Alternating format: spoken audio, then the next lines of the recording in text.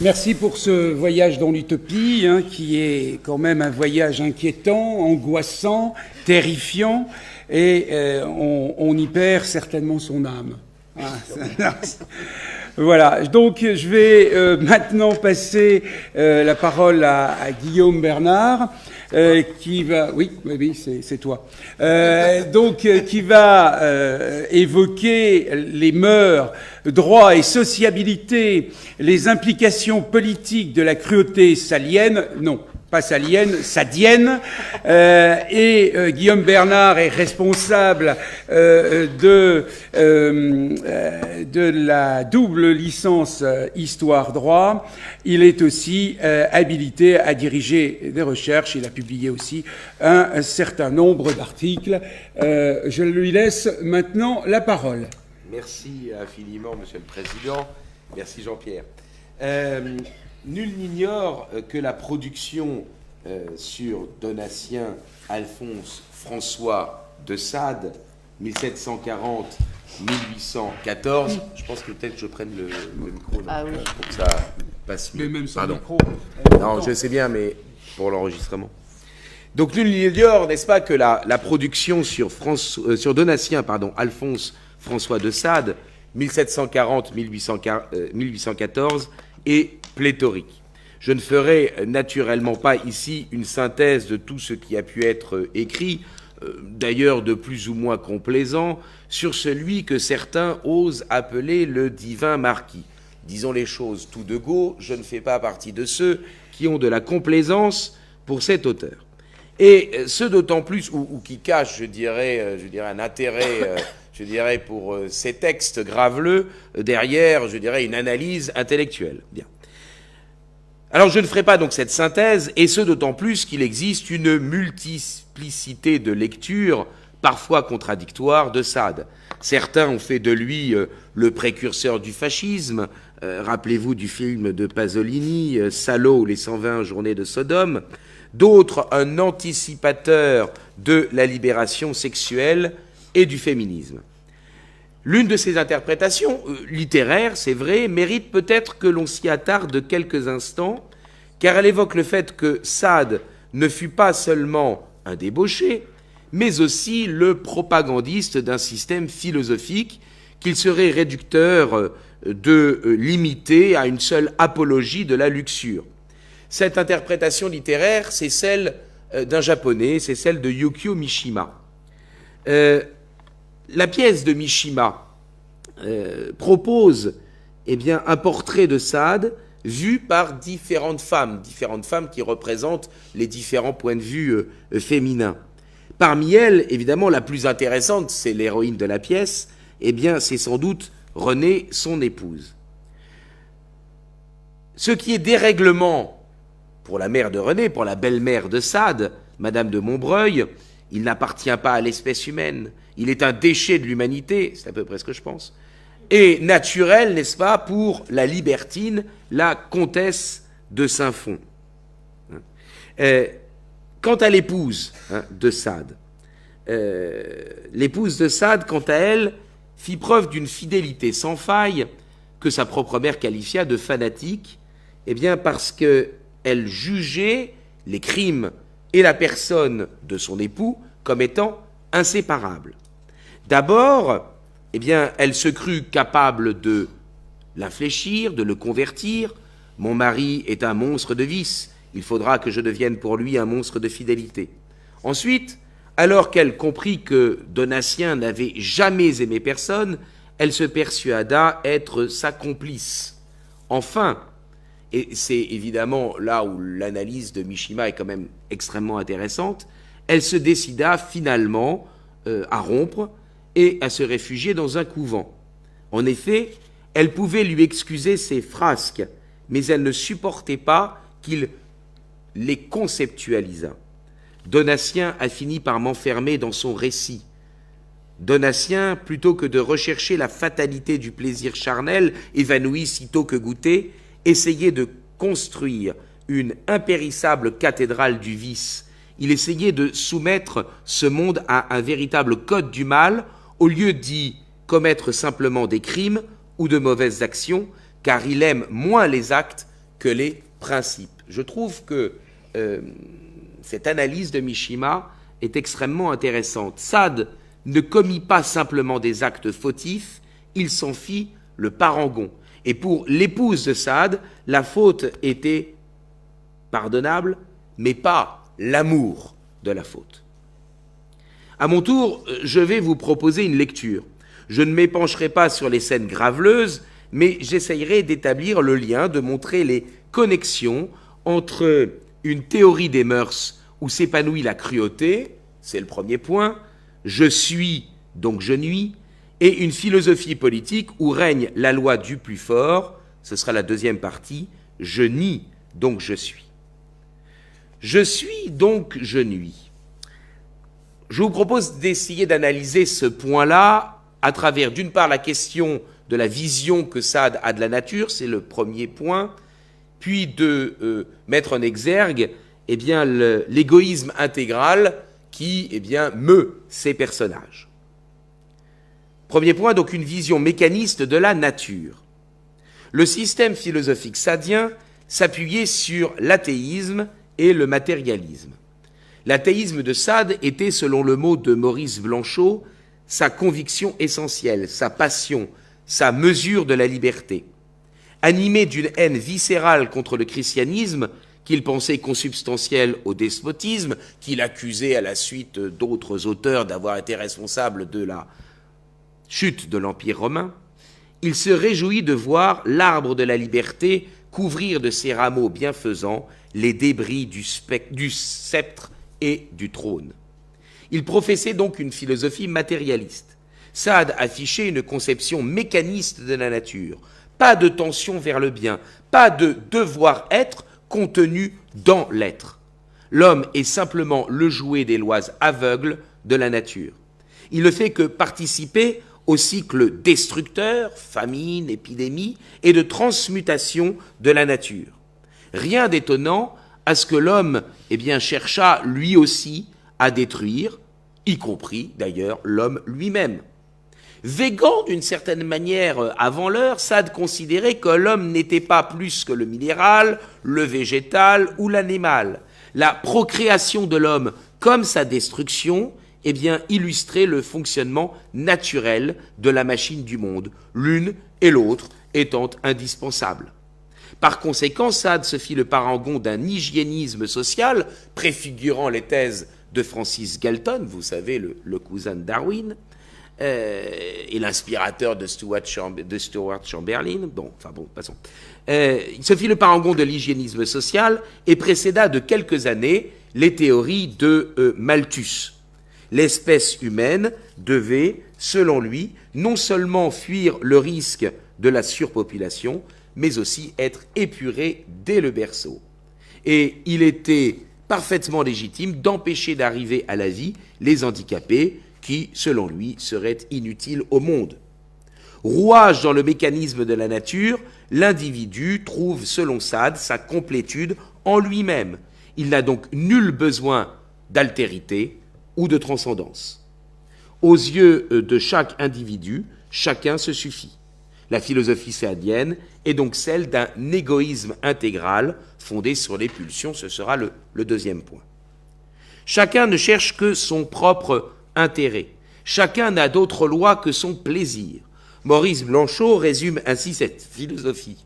La seule règle de conduite, c'est donc que je préfère tout ce qui m'affecte heureusement, sans tenir compte des conséquences que ce choix pourrait entraîner pour autrui. Fin de citation. Autrui n'est pour moi qu'un instrument de jouissance et il ne pourra jamais devenir en lui-même une fin. Qu'importent les effets de nos actes ressentis par les autres, seuls comptent nos sensations intérieures, qu'il faut porter à leur paroxysme, même si cela conduit à la destruction de l'autre. Dans ces conditions, tout est permis, même sans le consentement de l'autre, si l'on en a les moyens. Le vol, le viol, la prostitution, l'adultère, l'inceste, la sodomie, la torture, le meurtre, le suicide, l'infanticide, l'avortement, tout cela est permis. Sade réduit, vous savez, par la tendance porno-chic, n'est-ce pas? Sade réduit à des jeux entre adultes consentants, c'est de la petite bière. Ouais. Alors, je vous invite pas à lire Sade en fin de journée, mais il faut quand même savoir ce qu'il écrit. Il est possible d'user de violence pour jouir de l'autre contre son gré. Puisque la femme est plus forte que sa progéniture, elle en est la maîtresse absolue et a le droit de l'exterminer. Sade n'a pas cette hypocrisie qui tente de justifier n'importe quel acte sous prétexte du consentement. Il n'y a pas besoin du consentement. Ce n'est pas le consentement qui légitime tel ou tel acte. C'est simplement le fait qu'on en a envie. L'égalité des individus donne le droit de ne pas se sacrifier à la conservation des autres, et même de sacrifier les autres si c'est utile à son propre bonheur. En raison de l'égalité des êtres, personne ne vaut mieux qu'un autre, et tous les êtres sont interchangeables. L'égalité des êtres, c'est le droit de disposer également de tous les êtres. La liberté, c'est le pouvoir de soumettre chacun à ses vœux. Ainsi Sade approuvait-il le vol, le pauvre ne faisant que suivre le plus sage des mouvements de la nature. Pour lui, la propriété n'était pas une profession de foi collectiviste, désolé Jean-Pierre, mais l'affirmation de la prérogative individualiste de tous sur tout. Dans la même veine, dans le même ordre d'idées, l'adultère n'était selon lui pas condamnable, car il serait injustifié de prétendre posséder un être humain en ayant l'exclusivité. Par conséquent, le viol était lui aussi légitime, puisque la femme n'étant la propriété d'aucun homme, tous pouvaient prétendre la posséder. En fait, le seul véritable crime était de résister au penchant que la nature inspirait, de ne pas succomber à ses pulsions. Dans ces conditions, un personnage comme Néron, incestueux et matricide, pouvait servir de modèle à Sade. Celui-ci crut également judicieux d'invoquer, à rebours des Lumières, la pensée de Machiavel pour justifier le recours à la cruauté. Mais il déforma Machiavel. Alors que le Florentin pensait que la cruauté pouvait être une nécessité politique temporaire, Sade la considérait comme l'incarnation même du pouvoir. Pour Machiavel, il était plus efficace d'être craint qu'aimé, mais Sade alla plus loin en considérant qu'il était inutile d'être aimé et que seule comptait la capacité de nuisance. La réduction de la nature à la pure nécessité permettait de donner libre cours à l'expression des pulsions. Comme Sade voyait en Dieu un être qui néantise ce qui n'est pas lui, l'idée de l'amour de Dieu pour sa créature lui échappant totalement, l'homme de Sade était souverain par le pouvoir qu'il avait, non pas seulement de détruire, ça c'est d'une certaine manière la conséquence, mais de nier. Il se faisait Dieu, ce qui lui permettait, plus que la chosification des autres, en fait, leur anéantissement. C'était l'esprit de négation qui permet d'affirmer la souveraineté de l'homme. Et nous voilà au deuxième point. Je nie, donc je suis. Deux étapes dans l'analyse. Première étape, le fait que Sade rejette bien sûr les positions classiques de l'ordre cosmologique des choses, de l'ordre naturel des choses, mais tout en étant moderne, il ne fait pas pour autant l'apologie du contractualisme. Et ce double rejet de l'ordre naturel et du contractualisme social le conduit à, d'une certaine manière, être dans la surenchère quant, je dirais, aux positions progressistes. Il développe une idéologie progressiste de la révolution, autrement dit, de l'insurrection permanente. Le double rejet de l'ordre naturel et du contractualisme social. Sade confondait délibérément ce qui était dans la nature avec ce qui était conforme à l'ordre des choses. Il oubliait sciemment que l'homme pouvait soit conserver, voire embellir l'ordre naturel, soit en détruire l'harmonie par une démesure. Il proclama que tous les désirs étaient justifiables puisqu'ils étaient des faits naturels. Il n'y avait pas de crime contre la nature et dès lors pas de crime du tout. Tout en reprenant la position de Diderot selon laquelle tout ce qui est ne peut être contre nature ou hors de la nature, il alla plus loin que l'encyclopédiste en retirant à la nature tout caractère moral. Si Sade niait l'existence d'un ordre naturel des choses, il était profondément anticlassique, il ne se rallia cependant pas à la théorie du contrat social défendue par la plupart des modernes. Dans le fond, il ne souhaitait pas échapper à l'état de nature où règne la concurrence et la guerre perpétuelle. Le pacte social, qui était supposé assurer la conservation, n'était que la sauvegarde des faibles. Sade approuvait la loi du plus fort qui tire de sa puissance la jouissance. Il ne fallait pas chercher à éliminer l'insécurité de l'état de nature, car tant qu'il y avait de la douleur, subie naturellement par la victime, eh bien, c'était qu'il y avait de la vie. Il admettait que le fort puisse, eh bien, j'arrive pas à me relire, il admettait que le fort fut, c'était la concordance des temps, il admettait que le fort put un jour, il admettait que le fort put un jour rencontrer un plus puissant qui lui fera subir ce qu'il avait fait endurer au plus faible. C'était là la règle du jeu de la nature.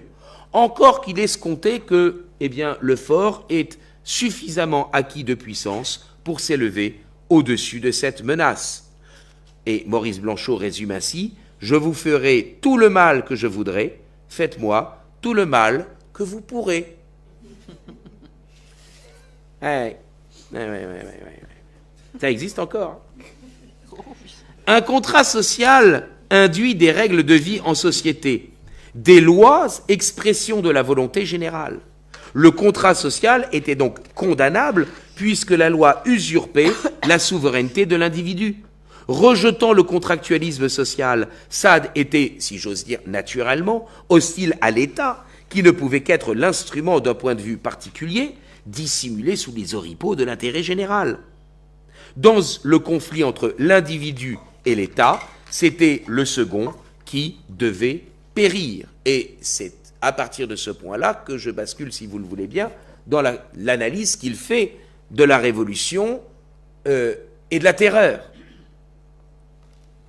L'apologie qu'il fait, n'est-ce pas, de l'insurrection permanente.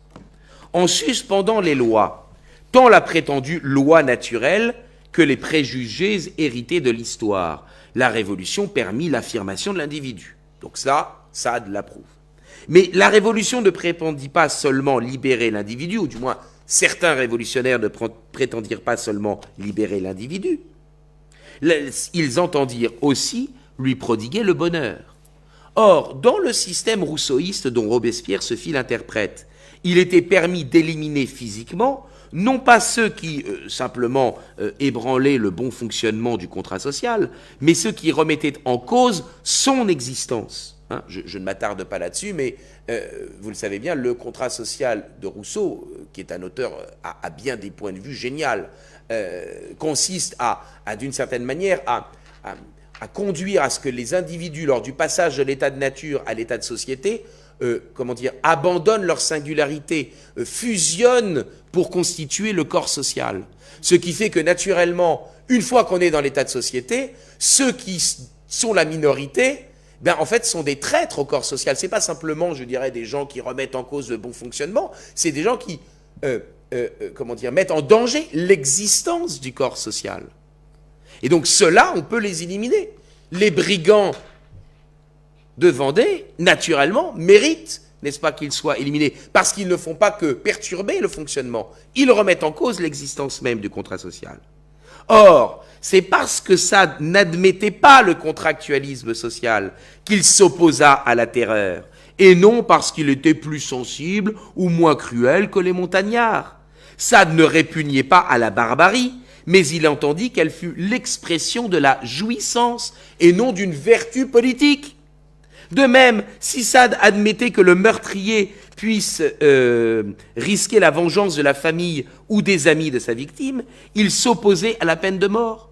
Non pas que l'élimination physique d'un homme lui répugnait, mais parce qu'il préconisait que le meurtre fût l'expression d'une passion. Passion que la loi froide était incapable d'intégrer. Sur ce point, Sade prit donc le contre-pied de Robespierre. Celui-ci s'était prononcé contre la peine de mort pour les crimes de droit commun, mais l'admettait pour des causes politiques. Sade, à l'inverse, n'admettait pas la peine de mort comme sanction sociale, mais considérait comme conforme à la nature le recours au meurtre passionnel. La Révolution française permit aux hommes de conquérir ou de reconquérir, selon lui, la souveraineté, leur souveraineté en renversant la monarchie en août 1792. Mais il ne suffisait pas d'être en République, proclamée en septembre de la même année, pour être républicain. Les citoyens ne délèguent à leurs députés que momentanément une portion de la souveraineté qui n'appartient qu'à eux. La souveraineté est une, indivisible, inaliénable. Vous la détruisez, dit-il, n'est-ce pas, dans un texte de la section d'Épique, en la partageant, vous la perdez en la transmettant. Ainsi, les constituants de la Convention n'avaient-ils que le pouvoir de soumettre des idées et n'avaient que le pouvoir d'être des mandataires, n'est-ce pas? Et comment pourrait-il imaginer que le seul titre de représentant du souverain puisse leur donner le même droit possédé par le souverain lui-même?